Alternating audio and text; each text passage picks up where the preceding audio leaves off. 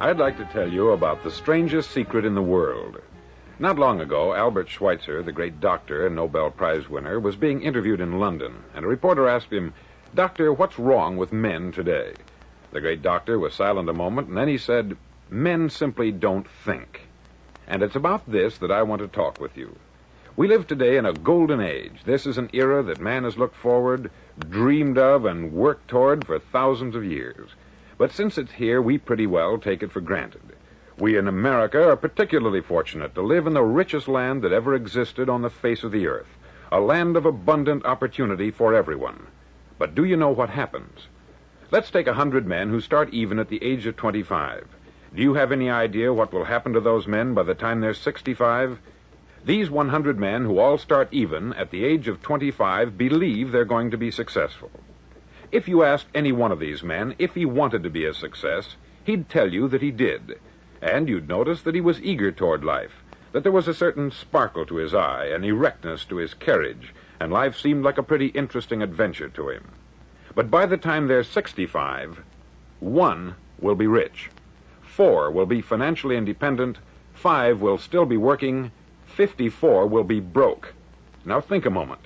Out of the 100, only 5 make the grade.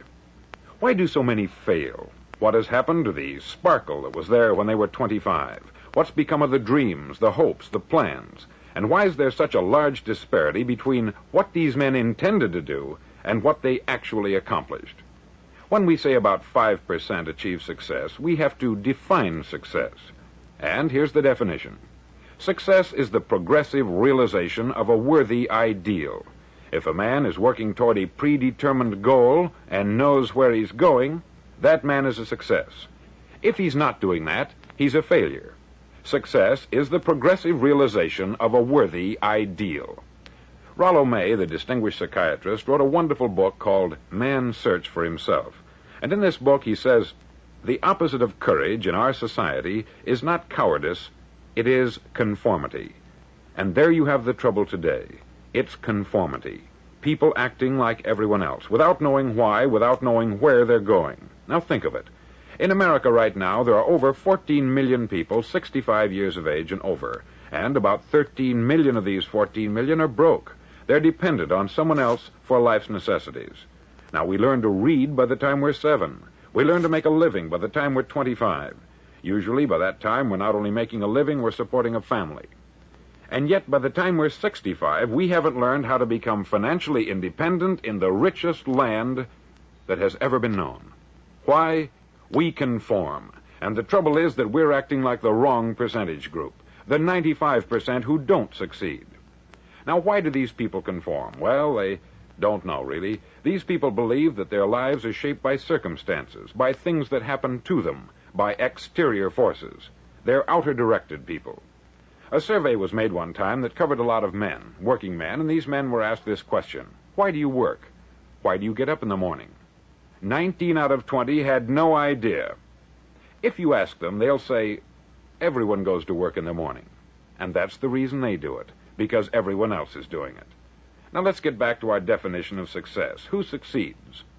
The only man who succeeds is the man who is progressively realizing a worthy ideal. He's the man who says, I'm going to become this, and then begins to work toward that goal. I'll tell you who the successful people are. A success is the school teacher who's teaching school because that's what she wanted to do. The success is the woman who's a wife and mother because she wanted to become a wife and mother and is doing a good job of it. The success is the man who runs the corner gas station because that's what he wanted to do. The success is the successful salesman who wants to become a top-notch salesman and grow and build with his organization. A success is anyone who is doing deliberately a predetermined job because that's what he decided to do deliberately. But only 1 out of 20 does that.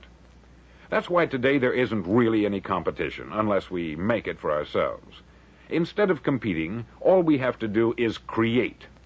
Now, for 20 years, I looked for the key which would determine what would happen to a human being. Was there a key, I wanted to know, which would make the future a promise that we could foretell to a large extent? Was there a key that would guarantee a person's becoming successful if he only knew about it and knew how to use it? Well, there is such a key, and I've found it. Have you ever wondered why so many men work so hard and honestly without ever achieving anything in particular, and others don't seem to work hard and yet seem to get everything? They have the magic touch. You've heard them say that about someone. Everything he touches turns to gold. And have you ever noticed that a man who becomes successful tends to continue to become successful, and on the other hand, have you noticed how a man who is a failure tends to continue to fail? It's because of goals. Some of us have them, some don't. People with goals succeed because they know where they're going. Now think of a ship leaving a harbor, and think of it with the complete voyage mapped out and planned. The captain and crew know exactly where it's going and how long it will take. It has a definite goal.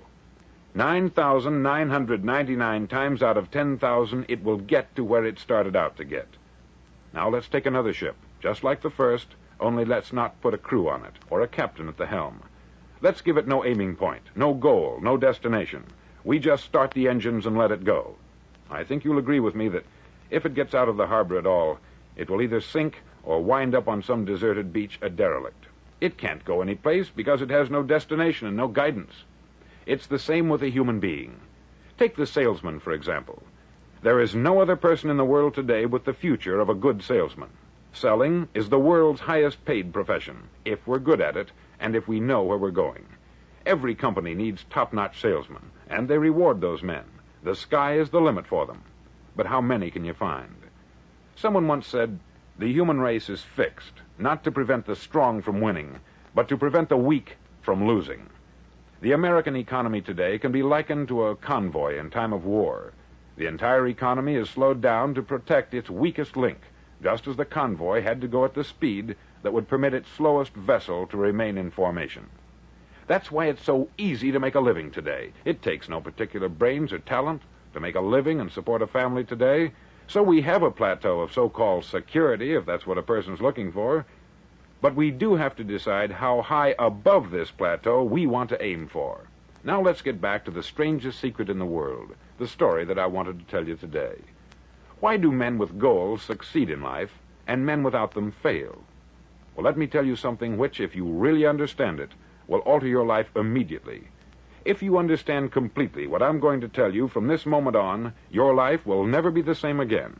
You'll suddenly find that good luck just seems to be attracted to you. The things you want just seem to fall in line. And from now on, you won't have the problems, the worries, the gnawing lump of anxiety that perhaps you've experienced before. Doubt, fear, well, they'll be things of the past.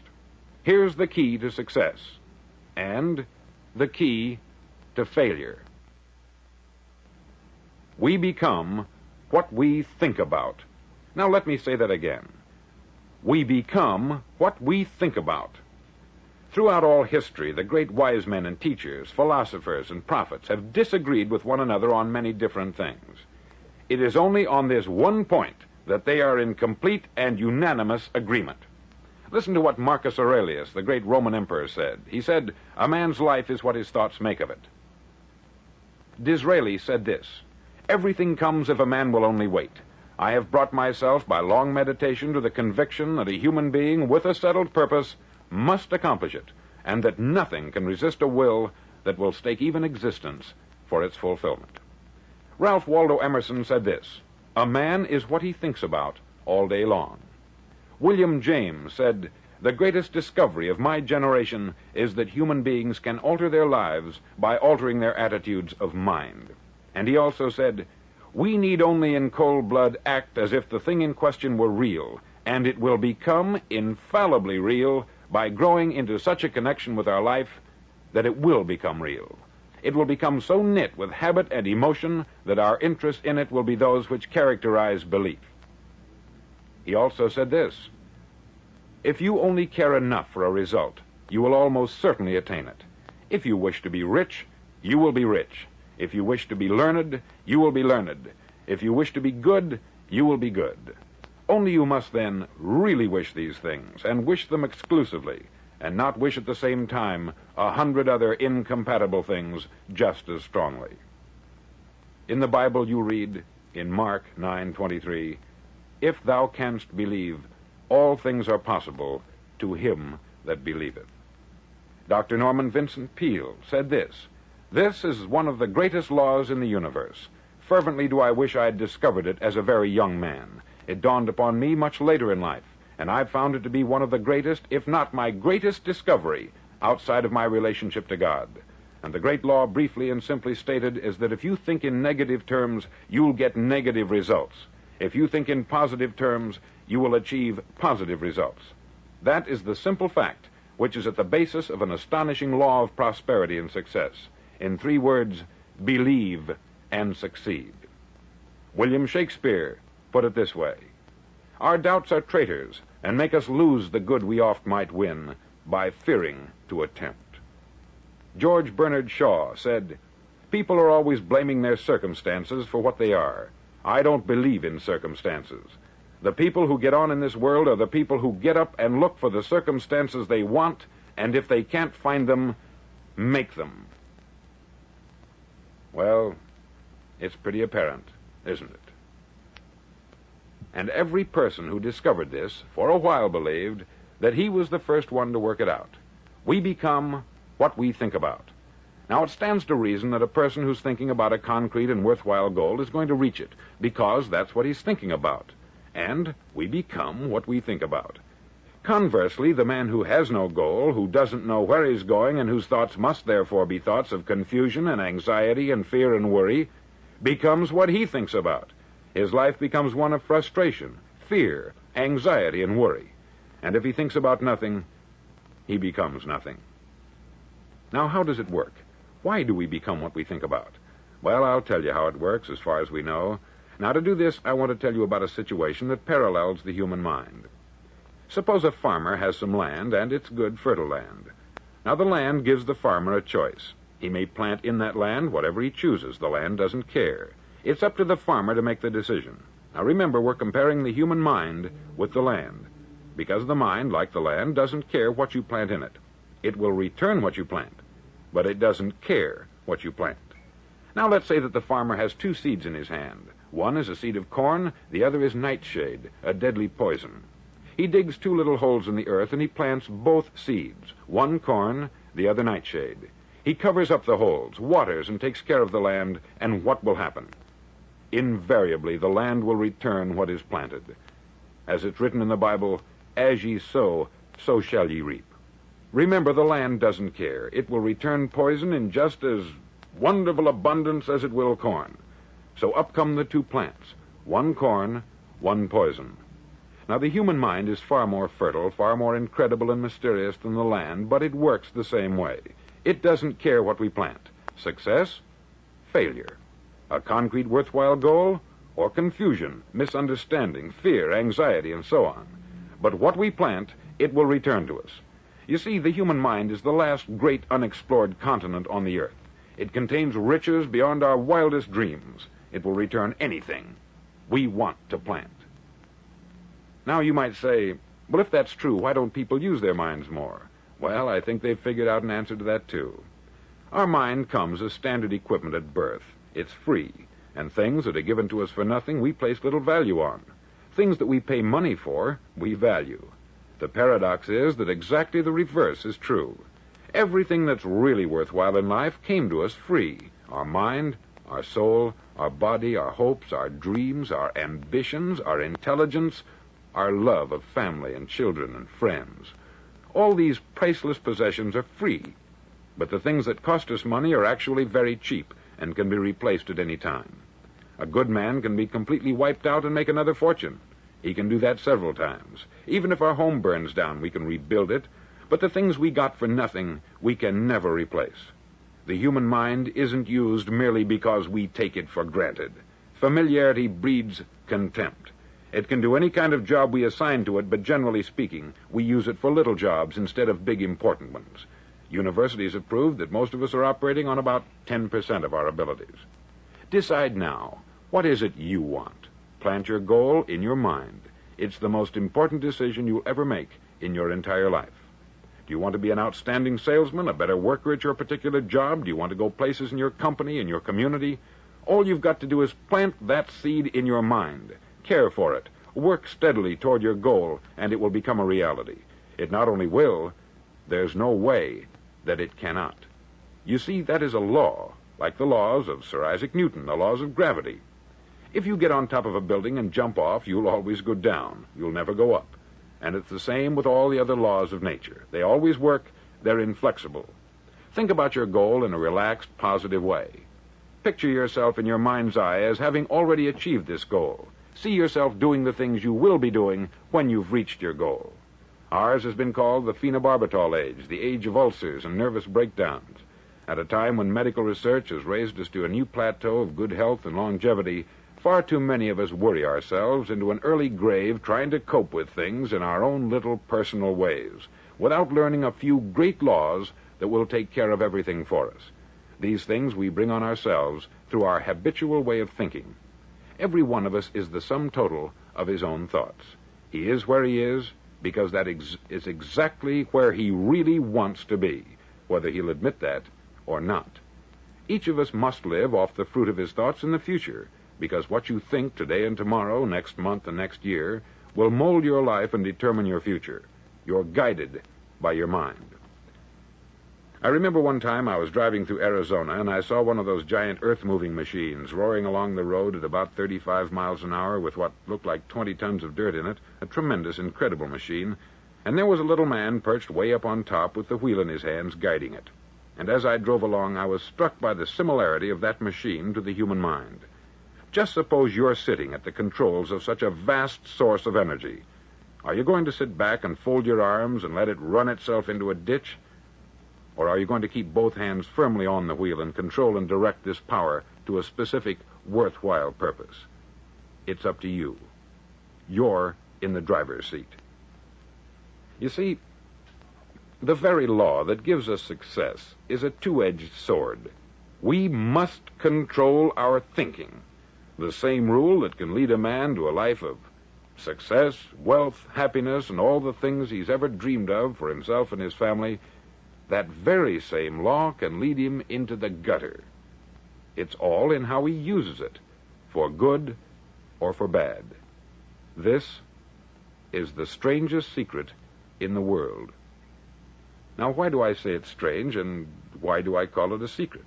Actually, it isn't a secret at all. It was first promulgated by some of the earliest wise men, and it appears again and again throughout the Bible. But very few people have learned it, understand it. That's why it's strange, and why, for some equally strange reason, it virtually remains a secret. I believe that you could go out and walk down the main street of your town and ask one man after another what the secret of success is, and you probably wouldn't run into one man in a month who could tell you. Now, this information is enormously valuable to us, if we really understand it and apply it. It's valuable to us not only for our own lives, but the lives of those around us, our family, employees, associates, and friends. Life should be an exciting adventure. It should never be a bore. A man should live fully, be alive. He should be glad to get out of bed in the morning. He should be doing a job he likes to do because he does it well. One time I heard Grove Patterson make a speech, the editor-in-chief of the Toledo Daily Blade, and as he concluded his speech, he said something that I've never forgotten. He said something like this: "My years in the newspaper business have convinced me of several things, among them that people are basically good, and that we came from someplace, and we're going someplace. So we should make our time here an exciting adventure. The architect of the universe didn't build a stairway leading nowhere. And the greatest teacher of all, the carpenter from the plains of Galilee, gave us the secret time and time again. As ye believe, so shall it be done unto you."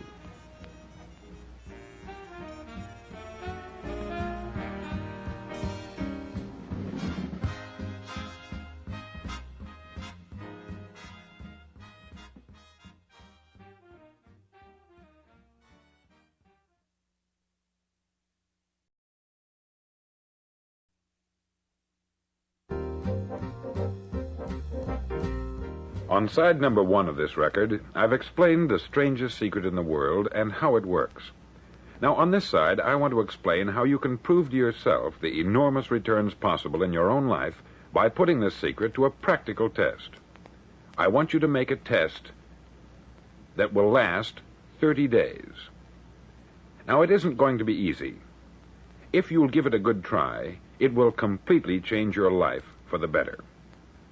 Back in the 17th century, Sir Isaac Newton, the English mathematician and natural philosopher, gave us some natural laws of physics which apply as much to human beings as they do to the movement of bodies in the universe. Now, one of these laws is that for every action, there is an equal and opposite reaction. Simply stated, as it applies to you and me, it means we can achieve nothing without paying the price. The results of your 30-day experiment will be in direct proportion to the effort you put forth. To be a doctor, you must pay the price of long years of difficult study. To be successful in selling, and remember that each of us succeeds to the extent of his ability to sell, selling our families on our ideas, selling education in schools, selling our children on the advantages of living the good and honest life, selling our associates and employees on the importance of being exceptional people, to, of course, the profession of selling itself. But to be successful in selling our way to the good life, we must be willing to pay the price. Now, what is that price? Well, it's many things. First, it's understanding emotionally, as well as intellectually, that we literally become what we think about, that we must control our thoughts if we're to control our lives. It's understanding fully that, as ye sow, so shall ye reap. Secondly, it's cutting away all the fetters from the mind and permitting it to soar as it was divinely designed to do. It's the realization that your limitations are self-imposed, and that the opportunities for you today are enormous beyond belief. It's rising above narrow-minded pettiness and prejudice. Thirdly, to use all your courage to force yourself to think positively on your own problem, to set a definite and clearly defined goal for yourself, to let your marvelous mind think about your goal from all possible angles, to let your imagination speculate freely upon many different possible solutions, to refuse to believe there are any circumstances sufficiently strong to defeat you in the accomplishment of your purpose, to act promptly and decisively when your course is clear, and to keep constantly aware of the fact that you are, at this moment, standing in the middle of your own acre of diamonds, as Russell Conwell used to point out. Fourth, save at least 10% of what you earn. It's also remembering that no matter what your present job, it has enormous possibilities if you're willing to pay the price. Now let's just go over the important points in the price each of us must pay to achieve the wonderful life that can be ours. It is, of course, worth any price. 1, you will become what you think about. 2, remember the word imagination. Let your mind soar. 3, courage. Concentrate on your goal every day. 4, save 10% of what you earn. And action. Ideas are worthless unless we act on them. Now I'll try to outline the 30-day test I want you to make. Now keep in mind that you have nothing to lose by making this test, and everything you could possibly want to gain. There are 2 things that may be said of everyone. Each of us wants something, and each of us is afraid of something. I want you to write on a card what it is you want more than anything else. It may be more money. Perhaps you'd like to double your income or make a specific amount of money. It may be a beautiful home. It may be success at your job. It may be a particular position in life. It could be a more harmonious family. Each of us wants something. Write down on your card specifically what it is that you want. Make sure it's a single goal and clearly defined. You needn't show it to anyone, but carry it with you so that you can look at it several times a day. Think about it in a cheerful, relaxed, positive way each morning when you get up, and immediately you have something to work for, something to get out of bed for, something to live for. Look at it every chance you get during the day and just before going to bed at night. As you look at it, remember that you must become what you think about, and since you're thinking about your goal, you realize that soon it will be yours. In fact, it's yours really the moment you write it down and begin to think about it. Look at the abundance all around you as you go about your daily business. You have as much right to this abundance as any other living creature. It's yours for the asking. Now we come to the difficult part. Difficult because it means the formation of what is probably a brand new habit, and new habits are not easily formed. Once formed, however, it'll follow you for the rest of your life. Stop thinking about what it is you fear. Each time a fearful or negative thought comes into your consciousness, replace it with a mental picture of your positive and worthwhile goal. There will come times when you will feel like giving up. It's easier for a human being to think negatively than positively. That's why only 5% are successful. You must begin now to place yourself in that group. For 30 days, you must take control of your mind. It will think only about what you permit it to think. Each day for this 30-day test, do more than you have to do. In addition to maintaining a cheerful, positive outlook, give of yourself more than you've ever done before. Do this knowing that your returns in life must be in direct proportion to what you give. The moment you decide on a goal to work toward, you're immediately a successful person. You're then in that rare and successful category of people who know where they're going. Out of every 100 people, you belong to the top 5. Don't concern yourself too much with how you're going to achieve your goal. Leave that completely to a power greater than yourself. All you have to do is know where you're going. The answers will come to you of their own accord. Remember these words from the Sermon on the Mount, and remember them well. Keep them constantly before you this month of your test. Ask, and it shall be given you. Seek, and ye shall find. Knock, and it shall be opened unto you. For every one that asketh receiveth, and he that seeketh findeth, and to him that knocketh it shall be opened. It's as marvelous and as simple as that. In fact, it's so simple that in our seemingly complicated world, it's difficult for an adult to understand that all he needs is a purpose and faith. For 30 days, do your best. If you're a salesman, go at it as you've never done before, not in hectic fashion, but with the calm, cheerful assurance that time well spent will give you the abundance in return you deserve and want. If you're a homemaker, devote your 30-day test to complete giving of yourself without thinking about receiving anything in return, and you will be amazed at the difference it makes in your life. No matter what your job, do it as you've never done it before for 30 days. And if you've kept your goal before you every day, you'll wonder and marvel at this new life you've found. Dorothea Brand, outstanding editor and writer, discovered it for herself and tells about it in her fine book, Wake Up and Live. Her entire philosophy is reduced to the words, act as though it were impossible to fail. She made her own test with sincerity and faith, and her entire life was changed to one of overwhelming success. Now you make your test for 30 full days. Don't start your test until you've made up your mind to stick with it. You see, by being persistent, you're demonstrating faith. Persistence is simply another word for faith. If you didn't have faith, you would never persist. If you should fail during your first 30 days, by that I mean suddenly find yourself overwhelmed by negative thoughts, you've got to start over again from that point and go 30 more days. Gradually, your new habit will form until you find yourself one of that wonderful minority to whom virtually nothing is impossible. Don't forget the card. It's vitally important as you begin this new way of living. On one side of the card, write your goal, whatever it may be. On the other side, write the words we've quoted from the Sermon on the Mount. Ask, and it shall be given you. Seek, and ye shall find. Knock, and it shall be opened unto you. In your spare time during your test period, read books that will help you. Inspirational books like the Bible, Dorothea Brand's Wake Up and Live, The Magic of Believing by Claude Bristol, Think and Grow Rich by Napoleon Hill, and other books that instruct and inspire. Nothing great was ever accomplished without inspiration. See that during these crucial first 30 days, your own inspiration is kept at a peak.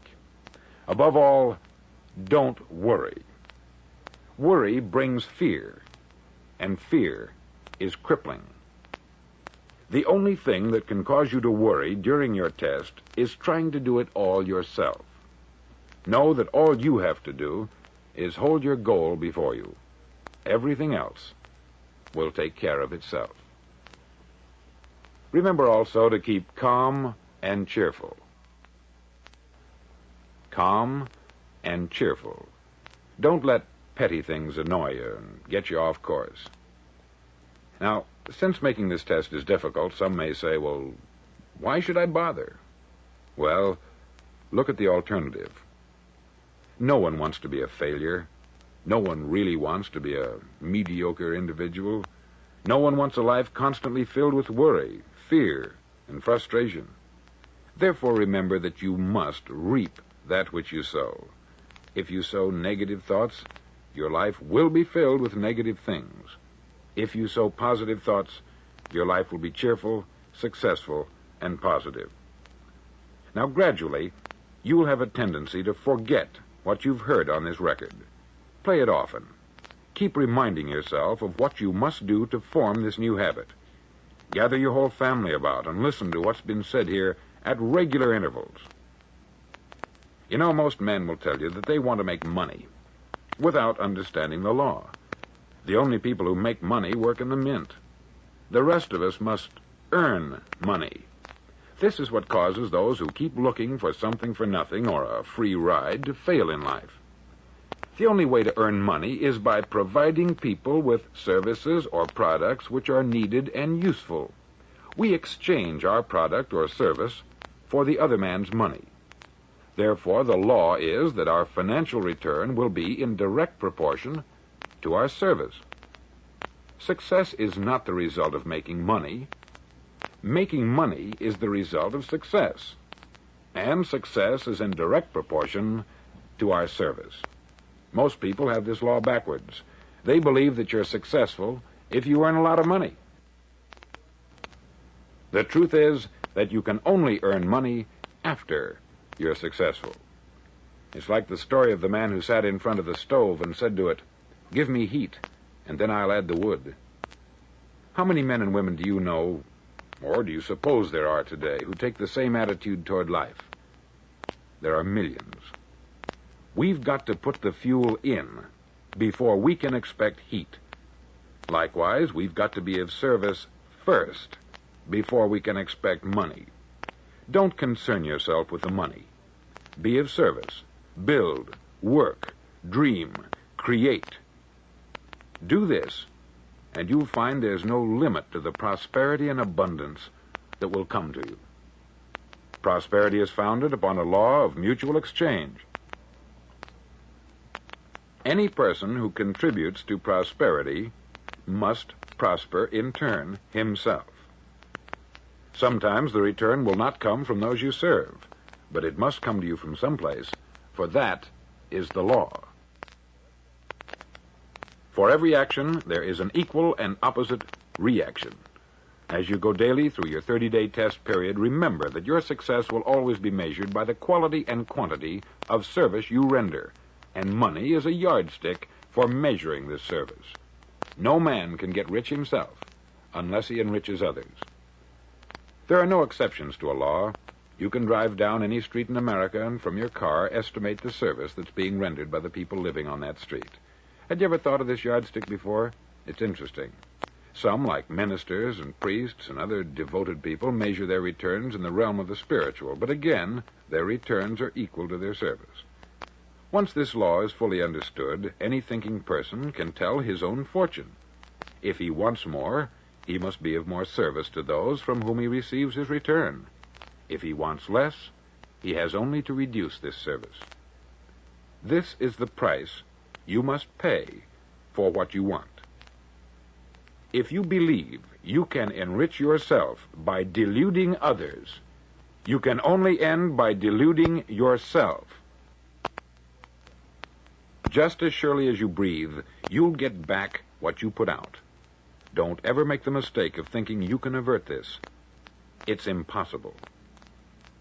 The prisons and the streets where the lonely walk are filled with people who tried to make new laws just for themselves. We may avoid the laws of man, but there are greater laws that cannot be broken. An outstanding medical doctor recently pointed out 6 steps that will help you realize success. 1, set yourself a definite goal. 2, quit running yourself down. 3, stop thinking of all the reasons why you cannot be successful and instead think of all the reasons why you can. 4. Trace your attitudes back through your childhood and try to discover where you first got the idea you couldn't be a success, if that's the way you've been thinking. 5. Change the image you have of yourself by writing out a description of the person you would like to be. And 6. Act the part of the successful person you have decided to become. The doctor who wrote those words is a noted West Coast psychiatrist, David Harold Pinck, M.D. Do what all the experts since the dawn of recorded history have told you you must do. Pay the price by becoming the person you want to become. It's not nearly as difficult as living unsuccessfully. Make your 30-day test. Then repeat it. Then repeat it again. Each time it will become more a part of you until you'll wonder how you could ever have lived any other way. Live this new way, and the floodgates of abundance will open and pour over you more riches than you may have dreamed existed. Money? Yes, lots of it. But what's more important, you'll have peace. You'll be in that wonderful minority who lead calm, cheerful, successful lives. Start today. You have nothing to lose, but you have a life to win.